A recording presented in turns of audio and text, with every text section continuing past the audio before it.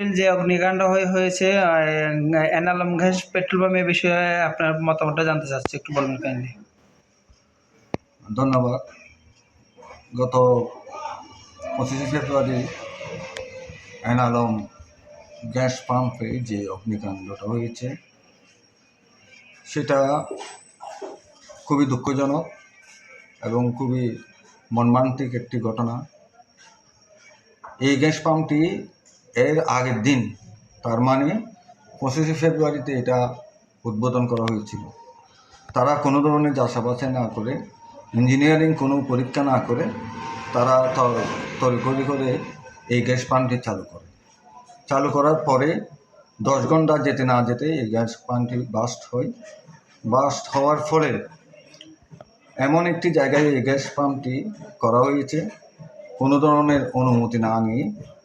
আমার জানা মতে কমপক্ষে 10টি ডিপার্টমেন্ট থেকে ছাড়পত্র লাগে এই গ্যাস পাম্প করার জন্য।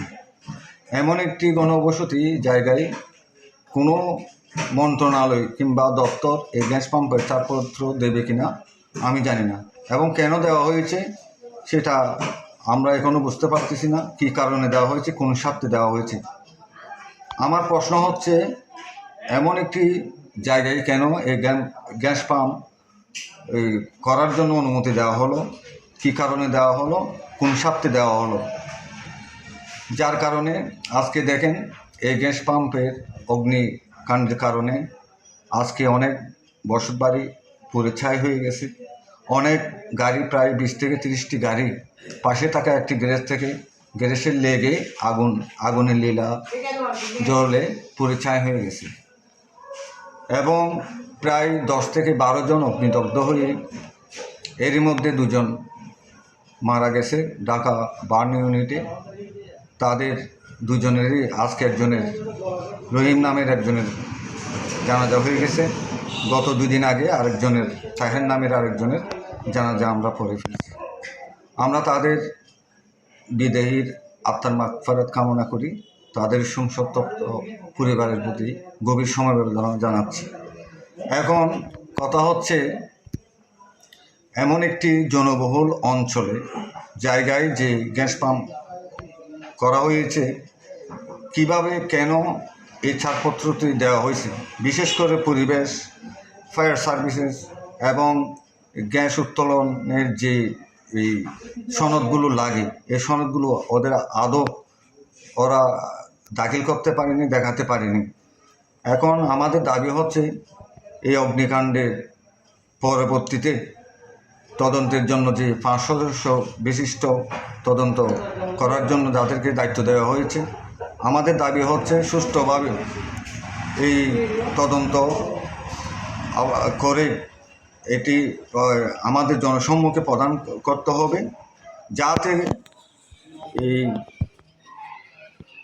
এনালম, আমাদের জানা মতে একজন কুখ্যাত একজন ভূমিদস্যু। সে গত আওয়ামী লীগ আমলের 17 বছর আওয়ামী লীগের বড় বড় নেতাদের হাত ধরে তার এই যে প্রতিষ্ঠানগুলো গড়ে তুলেছে, এই প্রতিষ্ঠান তৈরি করার মূল ফসল হচ্ছে বিভিন্ন নেতাদের পাশে গিয়ে ছত্রছায়ায় ভূমি দখল করে এই প্রতিষ্ঠানগুলো সে করে। এখন কিভাবে তার উত্থান হয়েছে এ পর্যন্ত, সে কী ছিল, কেমন করে তার এত টাকা হয়েছে, তার শুধু একটি, আমাদের জানা মতে তার শুধু একটি মাত্র গ্যাস পাম্প নয়, অনেকগুলো গ্যাস পাম্প আছে। এগুলো আমাদের জানা মতে তার অনেকগুলো গ্যাস পাম্পের মধ্যে চকরিয়ায় তার গ্যাস পাম্প আছে,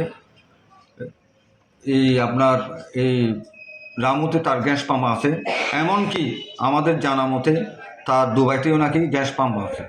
এই টাকার উৎস কোথা থেকে আমরা জানি না। আমি প্রশাসনের কাছে জোর দাবি জানাবো, তার আয়ের উৎস কোথা থেকে এবং কিভাবে সে এত টাকার মালিক বনে গেল, সেটা অবশ্যই সম্মুখে আনতে হবে। এবং যারা এই অগ্নিকাণ্ডের কারণে ক্ষতিগ্রস্ত হয়েছে তাদের একটি লিস্ট তৈরি করতে হবে, এবং এই ক্ষতিগ্রস্তদের যথাযথ ক্ষতিপূরণ যাতে পায় সে দাবি জানাচ্ছি। পাশাপাশি যে যারা ক্ষতিগ্রস্ত হয়ে আজকে অগ্নিকাণ্ডে যারা এখনো পর্যন্ত হাসপাতালে মৃত্যুর সাথে পাঞ্জা লড়ছে তাদের খোঁজখবর নিতে হবে এবং তাদের যথাযথ চিকিৎসার ব্যবস্থা করতে হবে এবং তাদেরকে অবশ্যই যথাযথভাবে তারা যাতে ক্ষতিপূরণ পায় সেই দাবি আমি জানাচ্ছি। এবং আগামীতে যাতে এই গ্যাস পাম্প এই জনবহুল অঞ্চলে যাতে আর করতে না পারে সেজন্য আমি জোর দাবি জানাচ্ছি। যদি করা হয়, যদি এরকম যদি অনুমতি দেওয়া হয়, তাহলে আমরা বৃহত্তর এক আন্দোলন গড়ে তুলব।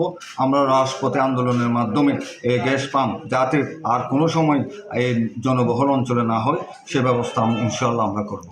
যে আপনার পরিচয়টা কেন একটু বলবেন, আপনার পরিচয়টা একটু বলবেন। আমার পরিচয় হচ্ছে আমি সাইফুদ্দিন খালেদ সুমন। আমি দক্ষিণ আদর্শ গ্রামের বারবার নির্বাচিত আমি সভাপতি দায়িত্ব পালন করেছি। এখন আমি সাবেক সভাপতি এবং বাংলাদেশ জাতীয়তাবাদী যুবদল কক্সবাজার জেলা শাখার আমি পর্যটন বিষয় সম্পাদক। Okay, thank you. Thank you.